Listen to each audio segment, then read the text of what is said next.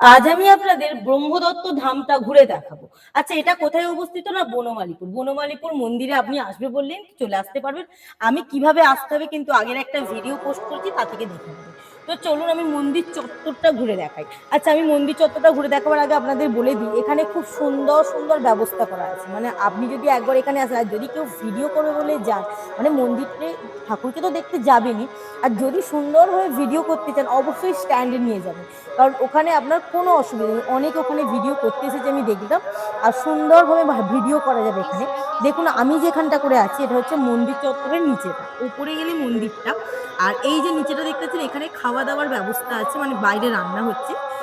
ভগবানকে প্রসাদ দেবে, তারপর আমাদের খাওয়া দাওয়ার ব্যবস্থা করবে, দুটোর পর খাওয়াবে। তো যাই হোক, এখানটা করে দেখুন পানীয় জলের ব্যবস্থা আছে। এমনি আপনি জলও পাবেন, এটা হচ্ছে পানীয় জল, নষ্ট করা যাবে না। তো দেখুন এখানে ওই যে ওপরটা করে দেখা যাচ্ছে পাখা আছে, ওখানে মানুষকে খাওয়াতে বসা হয়, মানে ভোগ ভোগ সেবা করার জন্য ওখানে বসানো হয়। এই এটা হচ্ছে বাইরের গেটটা।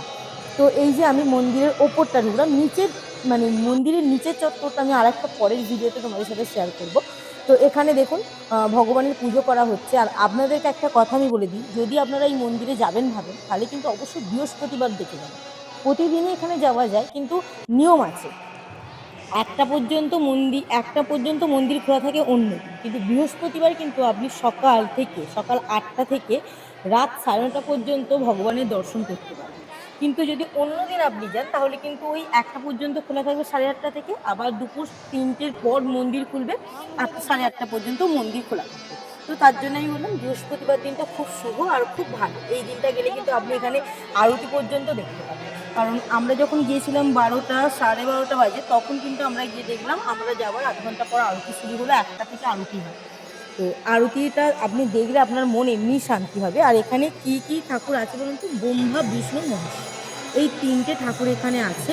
তো আমি আপনাদের ঠাকুরের ভিডিওটা শেয়ার করছি। এই যে দেখতে পাচ্ছেন, বেশি কাছে গিয়ে ভিডিও করা যাবে না, আবার সেলফি তোলাও বারণ আছে এখানে। যে কোনো ঠাকুরের সাথে সেলফি তোলা তো বারণ থাকে। তো এখানে দেখুন খুব সুন্দর। আর সামনে থেকে এখানে আরতির ভিডিওটা আমি করতে পারিনি, আমি পিছনে বসেছিলাম যেখানে, সেখান থেকে আরতির ভিডিওটা করেছি। আপনারা পুরো ভিডিওটা দেখলে বুঝতে পারবেন, মানে ভিডিওটা শুধু ভালো না, আপনি ঠাকুরের নাম শুনলে কিন্তু এমনিই মন ঠান্ডা হয়ে যাবে। ঠাকুর স্থানে গিয়ে কিন্তু আপনারও মনটা এমনিই হবে যে আমিও ঠাকুরের নাম শুনি। সেই রকম আমরাও ঠাকুর নামে মেতে গিয়েছিলাম। আর এখানে দেখুন প্রসাদ এখনও দেবে না, কারণ এখনও আরতি হয়নি, পুজো হবে তারপর প্রসাদ দেবে। আর ভোগ খাওয়ার কিছু নিয়ম আছে, ভোগ খাওয়ার নিয়মটা আমি আপনাদের সাথে আরেকটা ভিডিওতে শেয়ার করব। আর এই যে দেখতে পাচ্ছেন মন্দির, এখানে পুরোহিত পুজো করছে। আর এই যে এইখানটা করে দেখতে পাচ্ছেন কি বলে, রেলিং যে করা আছে, এই রেলিংটাতে মানুষ ওই যে লাইন দিয়ে দাঁড়ায়, যখন স্লিপ দেয় প্রসাদ খাওয়া, সেই স্লিপটা নেওয়ার জন্য ওই লাইনের ভিতর দিয়ে এমন সুন্দর ব্যবস্থা করা আছে, কারোর সাথে কারো গায়ে লাগবে না। সুন্দরভাবে আপনি লাইনের মধ্যখান দিয়ে, মানে ভিতর দিয়ে গিয়ে টিকিট নিতে পারবেন, এবং ঠাকুরের প্রসাদও নেওয়ার ব্যবস্থা করা আছে। তো চলুন, এই যে আরতি হচ্ছে দেখুন এখানে, ঠাকুরের নামটা শুনুন, ভিডিওটা এড়িয়ে যাবেন না, কিন্তু পুরো ভিডিওটা দেখুন। আমি বলছি আপনাদের খুব ভালো লাগবে। আর যারা যেতে চাইবেন মানে ব্রহ্মদত্ত ধামে, অর্থাৎ বনমালীপুর মন্দিরে, তারা অবশ্যই একবার গিয়ে ঘুরে আসবে। আমাদের রশিদপুর থেকে অনেকটা দূর, কিন্তু দূর হলেও মন্দিরটা যাওয়ার পর আপনার এমনিই মনে শান্তি আসবে, যে এত দূর কষ্ট করে এসেছি বলে আপনার একটুও কষ্ট হবে না। তো চলুন, আর বকবক করছি না, পুরো ভিডিওটা দেখতে থাকুন।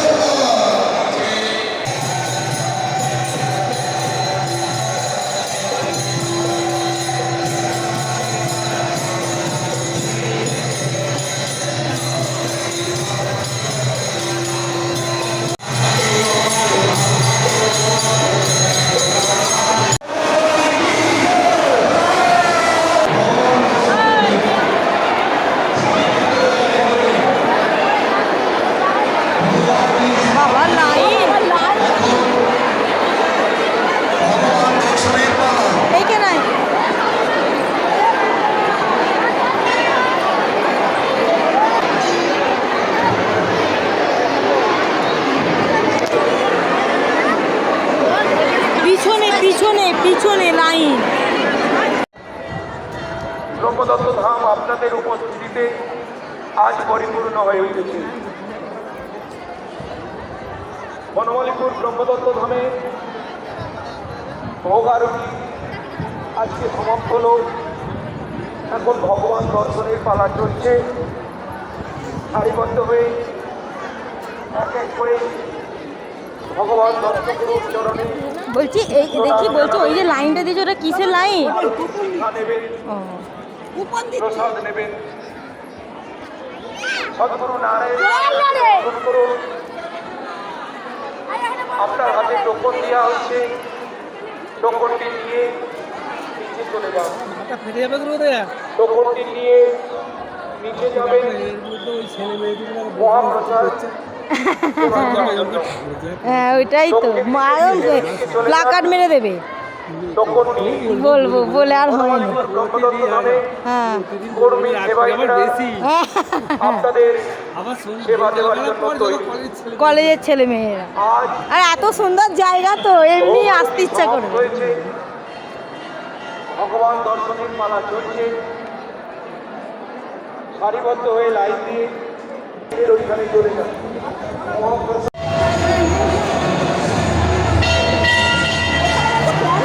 না না ওই দিকটা বেশি, ওই দিকটা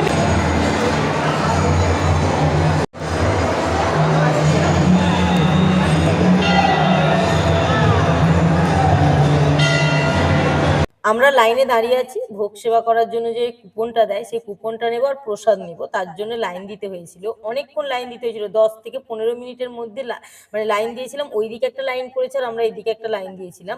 আর আমি এইদিকে জানলা দিয়ে মন্দিরের বাইরেটাকে, ওই দিকের বাইরেটা, মানে আমি তো ওই দিকটা আপনাদের দেখালাম ভিডিওর মাধ্যমে, আর এই দিকটাও সেম একই, কিন্তু এই দিকে এত লোক নেই কারণ ওই দিকটা যেহেতু প্রবেশদ্বার, তার জন্য ওই দিকটা বেশি ভিড়। এই দিকটা একদম ফাঁকাই আছে। দেখুন এই দিক দিয়েও যারা প্রবেশ করে তারাও কিন্তু আসতে পারে, কিন্তু এই দিকটা করে তেমন ভিড় নাই। তো আমরা এই দিকটা করে দাঁড়িয়ে আমি ওই জন্য বাইরেটা করে আপনাদের সামনে তুলে ধরলাম।